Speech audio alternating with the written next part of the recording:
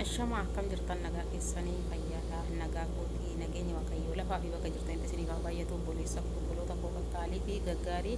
hordoftoonni shawaayyee dhiifama naa godhaadhaan isinirraa badeen jira yeroo dheeraadhaaf isinirraa baduu kootii dhiifama isin gaafachuun dhufe har'a akkasumas immoo warri maatii koo taatan maatii kiyyaa warri maatii koo hin ta'in gara maatii kiyyaatti dabalamaa laayik sheer gochuudhaan subscribe gochuudhaan na jajjabeessaan isiniin jedha walaa jajjabeessan obboloota koo wal malee maal qabnaa miti muktillee baala qaba jedhanii innaa akkasumas immoo isinirraa baduu kiyyaaf dhiifama isiniin jecha warri na dhabdanii shawaayyemmaa baddinaan jettan kunoo dhufeen jira haaluma tokko haaluma naaf ni jechuudha warran kan ka'e isinirraa badee jira har'a kunoo dhufee jira dhiifama naa godhaa walitti deebinee jirra video gaggabaabduu wanti tokko yaada tokko wal jijjiiruu ni dandeenya isiniin jedha na yaani na har'a qabadhee dhufe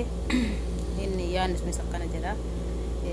ati namaaf maal yaaddaa jedha namaaf maal yaaddaa namaaf waan gaarii yaadaa jirta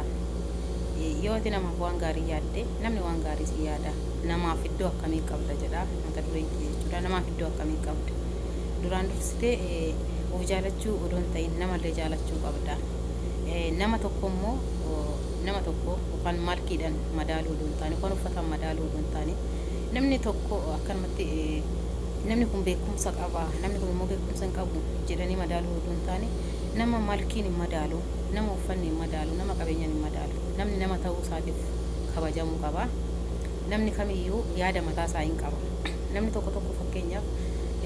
abaluun kun waan beeku abaluun kun gowwaadha siin jechuu danda'a yaada mataa kee keessa jiru moo situ beeka maalifi nama kana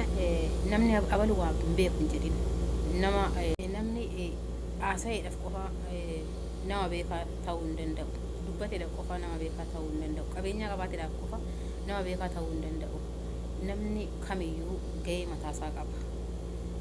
haalli jireenyaatii fi haalli tokko namaaf mijachuu dhiisuu danda'a waa tokko jechuudha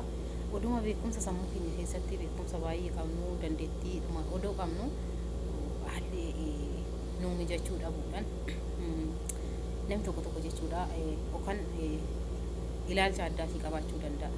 ati immoo sammuu kee amansiisi abalumaan laan jedhan dandeettii keessitu beeka waan ta'eef dandeettii keessan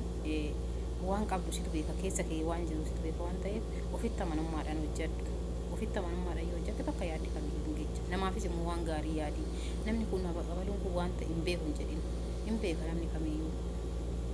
nama bakka guddaa qabaadhu yoo nama bakka guddaa qabaatte akkasuma namni siif nama malkiidhaan madaaluu odoo hin taane nama haasaan madaaluu odoo hin taane keessa isaa gadi fageenyaan hubadhu itti siqiitii nama sana dandeettii isaa irraa hubadhu alaaluma alaaltee namni kun dandeettii hin qabu kan immoo beekumsa hin qabu jettee irraan fagaatin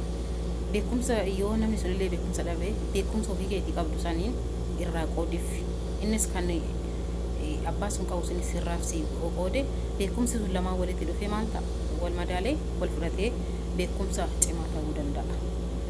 namni kamiyyuu walirraa yoo barate walirraa waa hundumaa yoo barate nama bakka guddaa qabaadhu namni yoo ati bakka guddaa namaaf qabaatte namni sunis bakka guddaa siif qaba nama jaaladhu nama kamiyyuu kabaji namni namuma ta'eedhaaf kabajamuu qaba namni namummaa isaatiin kabajamuu qaba beekadhaa wallaaladhaa hiyyeessaa dureessaa odoon jenne namni nama ta'ee kabajamuu qaba namni kamiyyuu jechuudha yaanni koo har'aa isa kana fakkaataa iddoo gabaabduu kana isin hojjedha kanii innaa isinirraa baduu keessan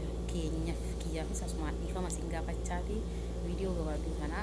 yaada qabdanii yaada fi qeeqa qabdan bakka ndongoreetti immoo na sirreessadha maaliif kana jette jechuu dandeessanii maaliif kana jette jechuu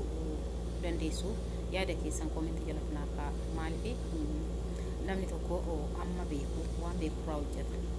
waan beekurraa viidiyoo ofii hojjeta waan ta'eef fakkeenyaa fi nama tokko waan inni hojjete san koomentiidhaan yaada keessan kennaa fi waan manni irratti hojjetan jechuudha abbaa soo itti fakkaannaan hojjete qeeqni soo jiraate qeeqan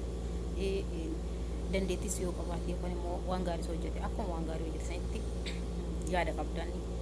kennaa fi isin jedha video kana irratti dheerachuu naguma sin gaafachuu fi obboloota koo nagaa isinaaf ta'a horaa ulaadha. Walaloo gabaabduu isin dhageechisaa obboleessa kootiif mata dureen isaa koodeen beekafanaa lammii saba kiyyaa baay'iseen jaaladhaa obboleessa kiyyaa boruun irra deema ani warra kiyyaa isatu itti hafaa dahoo deesseeti yaa maafan hin jaalanne obboleessa kiyyaa faashinuma dhufee uffanni baranaa ani hin barbaadu huccuu bara kanaa maalan irraa godhaa koodeenuu kafana yaa hicciitii garaa cita onneeti yaa baay'iseen jaaladhaa obboleessa kiyyaa waliinuu dhalannee waliinuu guddannee qoonqadaa uumummaa walirratti kanne kufeefi nan cabaa taa'unan gaggabaa obboleessa kootiif namsee kiyyan dhaba silaa dhiiga kiyyaa ilmi aayyooti yaa gaaddisa dahoodha warra miti biyya siistu koonaan jedha obboleessi kiyyaa maalifan dagadhaa dahoo abboo kiyyaa jiruu fooyyeffachuuf kanan biyyaa bahe koodee jaalalli kee bakkaanuuna gahe miseejisi ergee ossaadha nan babii yoo sibira gahe imuu fi waasaabbiin dafiina dhaqqabi.